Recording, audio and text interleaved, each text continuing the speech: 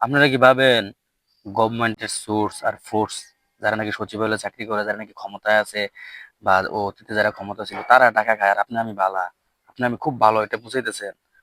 ভাই একটা সত্যি কথা কই, সবাই সুযোগ সন্ধানের মানে অপেক্ষায় থাকে। সুযোগ পাইলে সবাই হামদায় দেয় দর্শক, বুঝতে পারছেন?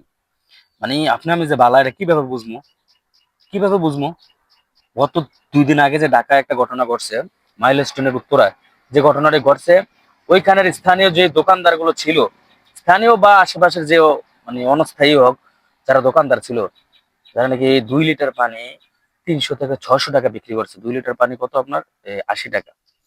নর্মালি পানিটা 80 টাকা, বড় জোর 100 টাকা হোক।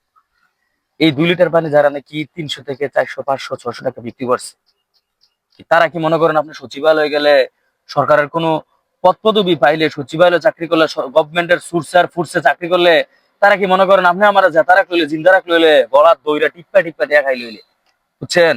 রিক্সার ড্রাইভার যারা মায়া করি আমরা, যারা মনে করেন খুব ভালো বুঝি, মানে গরিব মানুষ, মাঝে মাঝে কি লেকচার টেকচারও দেই দেই, হেইডি মনে করেন 50 টাকার ভাড়া 100 টাকা, 100 টাকার ভাড়া 200 টাকা নিছে। কার থেকে নিছে ভাই? যারা নাকি বিপদে পড়ছে, এই শৌখিন মানুষ থেকে নিছে ওইখানে। এটা কতটুকু যুক্তিসঙ্গত?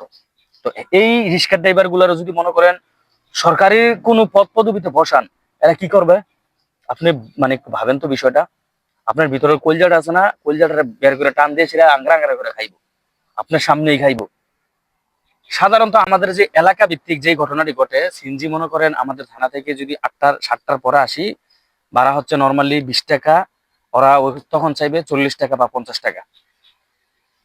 বুঝতে পারছেন? তো এইগুলো যদি মনে করেন সরকারি কোনো পদ পদবি পায়, মেম্বার চেয়ারম্যান বা এমপি, এমপির পিএসটিএস থাকে, এগুলো কি একটা অবস্থা করবো আপনি একটু ভাবেন তো বিষয়টা, নিরপেক্ষভাবে বলেন। তো এই দেশ কখনো আসলে মনে করেন কি জানেন, এই জাতির উপরে দুর্গতি আছে, এই জাতির ভবিষ্যৎ অন্ধকার, কারণ আমরা নিজেরাই মানুষ হতে পারি না।